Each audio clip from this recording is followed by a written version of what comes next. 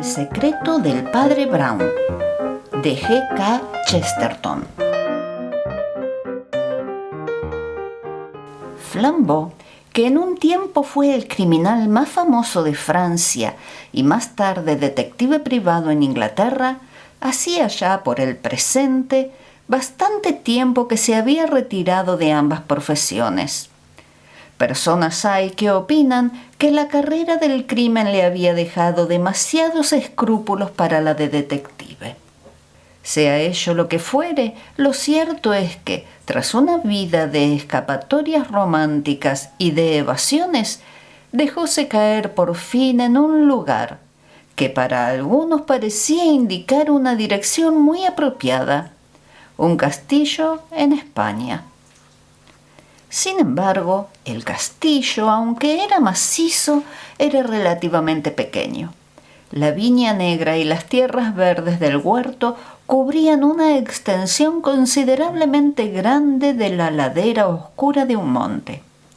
Flambeau, después de tantas aventuras de violencia, poseía aún aquello que es patrimonio de tantos latinos y que es fatal, por ejemplo, para tantos americanos: la energía para retirarse. No es infrecuente que un gran propietario de hotel tenga como ambición en su carrera convertirse en un pequeño terrateniente, en el preciso instante en que podía haberse convertido en millonario detestable comprando una cadena de comercios para replegarse a los linderos de un hogar y sus dominios. Flambeau se había enamorado casual y repentinamente de una dama española, con quien se casó y tuvo numerosa descendencia en una de las provincias españolas, sin dar muestra de querer traspasar sus límites. Pero cierta mañana su familia lo vio inquieto y desasosegado. Dejó atrás a los chiquillos y descendió gran parte de la ladera para ir al encuentro de una persona que se acercaba por el valle, aun cuando dicha persona no fuera más que un punto negro en el horizonte. El punto negro fue creciendo de tamaño. Si bien cambió poco de forma, pues continuó siendo, hablando en términos generales, tan negro como redondo. Las ropas negras de los clérigos no eran desconocidas por aquellos andurriales, pero éstas, sin dejar de ser clericales, tenían a la vez algo de vulgar y desaliñado comparados con la sotana, y acreditaban al que las usaba como habitante de las islas del noroeste con la misma claridad que si hubiese llevado un cartelito diciendo Clapham Junction. Llevaba en la mano un paraguas cuya empuñadura parecía una pequeña porra y a la vista del cual su amigo latino estuvo a punto de derramar lágrimas de emoción, pues aquel paraguas había tomado también parte en muchas aventuras que él y el padre corrieran juntos en otro tiempo. El visitante no era otro que el amigo del francés, el padre Brown, que venía a hacerle por fin una visita muy deseada y muy aplazada. Se escribían con frecuencia, pero no se habían visto desde hacía varios años. El padre Brown se acomodó pronto dentro del círculo familiar, que era lo bastante grande como para dar la sensación de compañía o de comodidad. Fue presentado a las 3 figuras de madera pintadas y doradas de los Reyes Magos, que son los que traen los juguetes a los niños, pues España es un país en el cual las cosas de los niños pesan mucho en todos los hogares. También le fueron presentados el perro y el gato y todos los seres animados del corral. Y a su vez lo fue él a un vecino que, como él mismo, había traído al valle el soplo y las maneras de las tierras lejanas.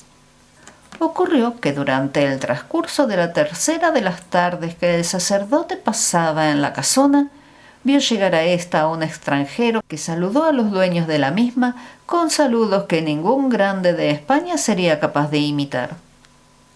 Se trataba de un caballero alto, delgado, de cabello gris y muy elegante. Sus manos, puños y gemelos tenían un no sé qué de subyugador en su extremada limpieza. Sin embargo, Su rostro estirado nada tenía de aquella languidez que en nuestro país solemos asociar por lo común en las caricaturas con la manicura y los puños largos. Antes bien, era agudo y estaba alerta, y los ojos tenían una expresión de inocencia y perspicacia que no suelen andar unidas con mucha frecuencia a los cabellos grises.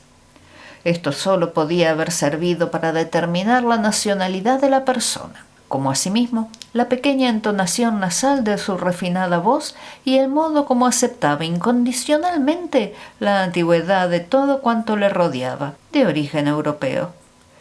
Este personaje era nada menos que el señor Grandison Chase, de Boston, viajero americano que se había detenido a descansar de sus viajes americanos en la propiedad contigua, en una especie de castillo semejante a este donde se encontraba ahora, situado sobre una colina aproximadamente igual. Disfrutaba de su castillo y consideraba a su vecino como una curiosidad local del mismo tipo que aquel. Flambeau había logrado dar, como hemos dicho, la impresión de que había echado raíces al retirarse. Pudiera haber vivido allí durante siglos, creciendo junto a su higuera y su viñedo. Había adoptado su nombre familiar de Duroc, pues el otro que usaba de la antorcha no era sino lo que se podía llamar un nom de guerre, semejante a aquellos con que otros se encubren para hacer la guerra a la sociedad. Sentía verdadera debilidad por su mujer y su familia, y no se alejaba de la casa sino lo conveniente para cazar un poco, lo cual constituía para el americano la personificación de una respetabilidad sobrada y un moderado bienestar, ya que era lo bastante sensato para admirar a la gente del Mediterráneo. A la piedra rodante del oeste le alegraba descansar durante unos minutos sobre la roca del sur que había recogido tanto musgo. El señor Chase había oído hablar del padre Brown, y al dirigirse a él, su tono cambió como si se tratara de una celebridad. Surgió en él el instinto del reportero, cauto pero alerta. Si es verdad que quiso sonsacar al padre Brown como si fuera una muela, no lo es menos que lo hizo sin dolor, como un hábil y mañoso dentista americano. Hallábanse sentados en la entrada de la casa que formaba como un patio abierto y a medio techar, de esos que tanto abundan en España. Era ya hacia el atardecer, pero es ahora en que empieza a cerrar la noche, y como el aire del monte en esas regiones empieza a refrescar después de la puesta del sol, tenían encendida una pequeña estufa que asomaba unos ojos relucientes cual los de un enano y dibujaban un arabesco rojo en el suelo. Sin embargo, ninguno de los benéficos rayos alcanzaba la pared interior de ladrillo que lo elevaba hacia la noche azul. La alta y forzuda silueta de Flambeau, con sus largos bigotes, cuales dos sables, se reflejaba débilmente, mientras iba de acá para allá, vertiendo vino tinto de un gran barril que pasaba a sus invitados. A su lado, el sacerdote parecía muy pequeño y encogido, como si se hiciera un ovillo junto a la estufa.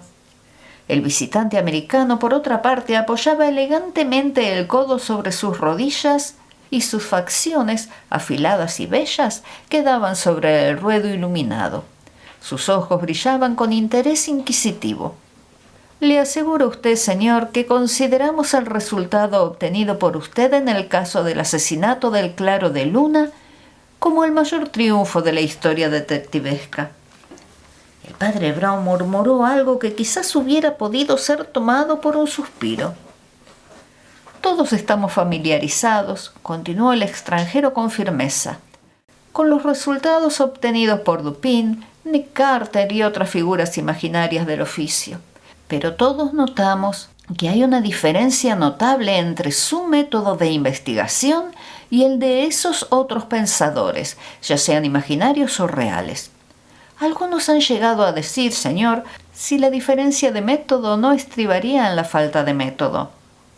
El padre Brown persistió en su silencio, pegó un pequeño respingo cual si se hubiese amodorrado sobre la estufa y dijo: «Perdone, sí, la ausencia de método. Ausencia de pensamiento, eso es. Me temo mucho que así sea. Yo diría que lo que falta es un método rigurosamente científico, continuó el investigador. Edgar Poe nos da a conocer varios pequeños ensayos en forma dialogada en los cuales refiere el método de Dupin con sus cautivadoras trabazones lógicas. El doctor Watson, por su parte, se vio obligado a aguantar algunas exposiciones muy precisas del método de Holmes, basadas en sus observaciones de índole puramente material. Pero me parece que a nadie le ha sido expuesto su método, padre Brown, y me dijeron que usted había rehusado dar un curso de conferencias por Estados Unidos destinado a exponerlo. En efecto, repuso el sacerdote frunciendo el entrecejo y mirando a la estufa. Rehusé. Su negativa dio pie a algunos temas de conversación interesantes, y no faltó quien opinara que su ciencia no podía ser explicada por ser algo más que una ciencia racional. Dicen que su secreto no es para divulgarlo porque es de carácter oculto. ¿Por qué? ¿Qué es?, preguntó el padre Brown. Pues algo así como esotérico, contestó el otro. Puedo decirle que la gente se armó un buen lío con el asunto de Gallup, con el de Stein, luego con el del viejo Merton y ahora con el del juez de Wayne y el del doble asesinato cometido por Dalmond, que era bien conocido allá en Estados Unidos. Y allí estaba usted metido siempre en medio de todos, explicándoles a todos cómo se había desarrollado, sin decir nunca cómo había llegado usted a descubrirlo. Hubo quien llegó a imaginarse que usted lo sabía sin mirar, por decirlo así. Y Charlotte Bronson dio una tanda de conferencias sobre los modos de pensar, ilustrándolas con estos casos de usted. La Second Size Sisterhood de Indianápolis. El padre Brown continuaba mirando a la estufa y dejó escapar en voz alta, pero como si pensara: «Uy, esto no puede ser». «Yo no sé cómo podrá evitarse», dijo el señor Chase con humor. «La Second Size Sisterhood es algo de cuidado. El único procedimiento que se me ocurre para obtener éxito es que nos diga su secreto». El padre Brown lanzó un pequeño gruñido, escondió el rostro entre sus manos y permaneció de esta manera sumido en sus pensamientos. Levantó luego la cabeza y aceptó con voz opaca: «Muy bien, tendré que decir el secreto».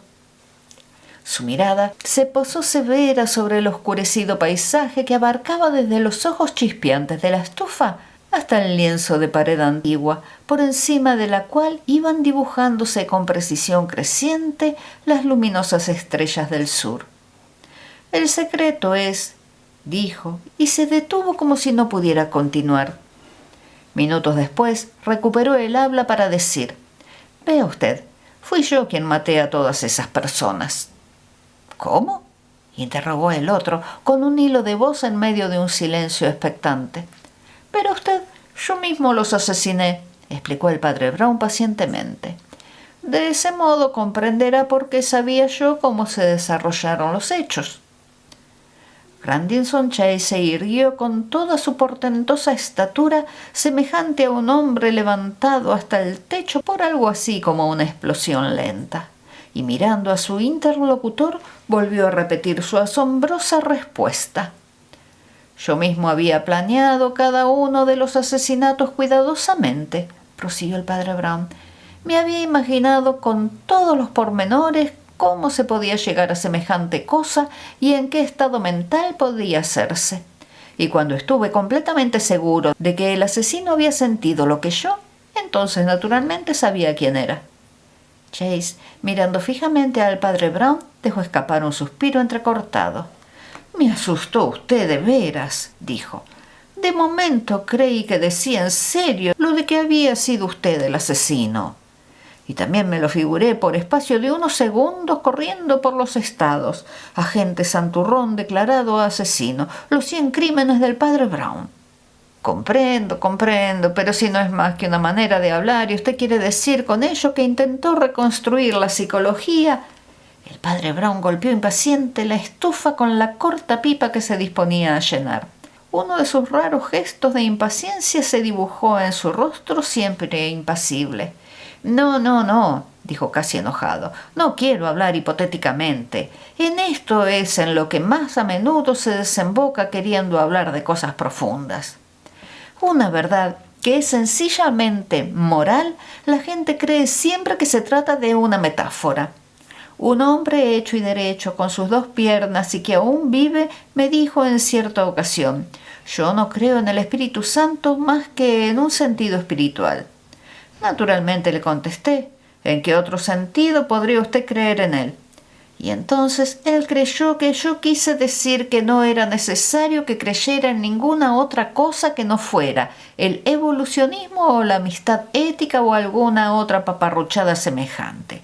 Yo quise decir y digo que me vi a mí mismo cometiendo los asesinatos.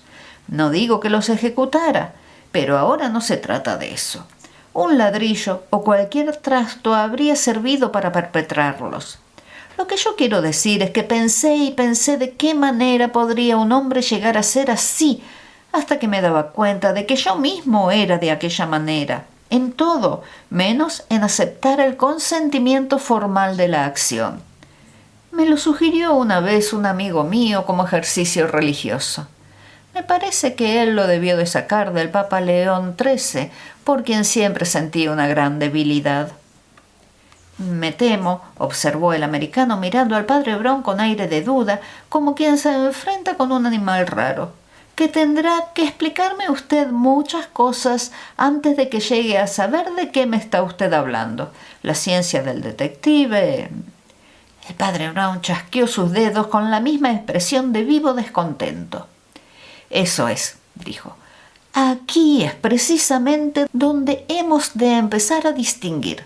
La ciencia es una cosa grande, en su sentido verdadero, una de las palabras más grandes del mundo. Pero ¿qué quieren significar con ella esos hombres el 90% de las veces que la emplean? Cuando dicen que el detectivismo es una ciencia, cuando dicen que la criminología es una ciencia, ellos se refieren a la que estriba en salirse del hombre y estudiarlo como si fuera un insecto gigante. Mantenerlo dentro de lo que ellos llamarían una luz fría e imparcial. Es lo mismo que yo diría una luz muerta y deshumanizada. Quieren decir llevárselo lejos como si fuera un criminal, como si fuese un animal prehistórico, asombrándose ante la forma de su cráneo de criminal, como si fuera una clase de vegetación inverosímil, semejante al cuerno sobre la nariz de un rinoceronte. Cuando el científico habla de un tipo, no se incluye nunca a sí mismo sino a su vecino, probablemente a su vecino más pobre. No niego que algunas veces la luz fría de buenos frutos, aunque en cierto modo se convierte en lo contrario a la ciencia, por cuanto que, por conocimiento, resulta la supresión de todo aquello que conocemos. Es tratar a un amigo como a un extranjero y llegar a pretender que una cosa familiar sea algo remoto y misterioso. Es como si se dijera que un hombre tiene una probóscide entre los ojos o que cada 24 horas sufre un ataque de insensibilidad. Bueno, pues eso a lo que usted llama el secreto es exactamente lo contrario. Yo no intento eludir al hombre. Lo que yo intento es meterme dentro del asesinato, en verdad. ¿No ve usted que esto es mucho más que lo otro? Me meto dentro de un hombre. Siempre estoy dentro de uno, muevo sus brazos y piernas, pero espero y trabajo hasta hallarme dentro de un asesino, pensando sus pensamientos, acunando sus pasiones, hasta que logro vivir en su postura encogida y su odio concentrado, hasta que veo el mundo con sus mismos ojos ensangrentados y entreabiertos, asomando por entre las rendijas de su abstracción medio loca, corriendo tras la perspectiva de un callejón recto que desemboca en un pozo de sangre, hasta llegar a ser un verdadero asesino. «Ah», dijo el señor Chase mirándolo con rostro alargado y ceñudo, «¿y a eso llama usted un ejercicio religioso?». El padre replicó: «Eso es, a eso le llamo yo un ejercicio religioso». El padre Brown dio una fuerte chupada a su pipa. «Es un ejercicio auténtico al que habría preferido no aludir», añadió tras la pausa, pero no podría tolerar que regresase usted a su patria dispuesto a decir a sus compatriotas que yo tenía un secreto mágico relacionado con el espiritismo. Dígame si podría. No me he sabido expresar bien, pero esa es la verdad. No existe un hombre que sea realmente bueno mientras no sepa cuán malo puede llegar a ser. Hasta que no se ha dado cuenta de ello con exactitud, puede hablar desdeñosamente de toda esa fanfarronería, palabrería y discusión acerca de los criminales, como si éstos fueran simios de la selva y habitaran a millares de kilómetros. Hasta que no se ha despedido de su autoengaño, hablando acerca de las clases y tipos bajos y cráneos deficientes, hasta que no ha expelido de su alma la última gota de esa esencia de los fariseos, y hasta el momento en que no tenga la convicción de que ha capturado a un criminal y lo tiene bien guardado debajo de su propio sombrero. Flambeau se aproximó a ellos y llenó un gran vaso con vino español, poniéndolo delante de su amigo de la misma manera que había colocado otro delante del extranjero. Entonces habló por primera vez diciendo: «Me parece que el padre Brown tiene una nueva hornada de misterios. Me parece que hablábamos de ello el otro día. Ha tratado a una gente bastante curiosa desde que nos encontramos últimamente». «Sí, ya conozco las anécdotas más o menos, pero no conozco el modo de aplicar el método», dijo Chase levantando la copa pensativo. «¿Me podría usted citar algún caso, me imagino? Quiero decir, ¿ha procedido usted con todos esos extravagantes del mismo modo introspectivo?» El padre Brown también tomó su vaso y el resplandor del fuego hizo que el vino tinto se tornara transparente cual vidrio teñido del color de sangre en el que se representa el martirio de un santo. La llama roja parecía subrayar sus ojos y atraer su mirada, que se hundía más y más en la copa, como si ésta contuviera el rojo mar de sangre de todos los hombres y como si su alma fuera un buceador hundiéndose siempre en oscura humildad e imaginación invertida, siempre por debajo de sus peores monstruos y entre el barro más corrompido. En esa copa, como en un espejo rojo, veía él muchas cosas. Las hazañas de sus últimos días se movían aún como sombras rojas. Los ejemplos que sus compañeros le pedían danzaban ante él en forma simbólica, y pasaron por delante de él todas las historias que aquí se cuentan. El vino luminoso le parecía una puesta de sol bermeja sobre un horizonte de playas escarlatas por el que pasaban las siluetas oscuras de varios hombres. Uno de ellos estaba caído y otro corría hacia él. Entonces la imagen pareció descomponerse en pequeños fragmentos que fueron bien pronto faroles rojos pendiendo de las ramas de un jardín en el que un lago reflejaba sus rayos encarnados. De nuevo pareció que todo aquel brillo se concentrase en una gran rosa de vidrio rojo, joya que iluminaba el mundo cual otro sol poniente, dejando sin embargo negra y opaca la figura negra de un hombre cuya cabeza se hallaba cubierta por la tiara de un sacerdote prehistórico. La llama viva volvió a reducirse al rojo opaco de una barba mecida por los vientos de un aerial gris. Todas estas cosas, que podrán apreciarse más tarde desde otros puntos de vista y bajo otros aspectos que surgieron en el panorama de su memoria ante el reto sufrido y fueron tomando forma de argumentos. «Sí», dijo, al tiempo que se llevaba lentamente la copa de vino a los labios. Recuerdo muy bien.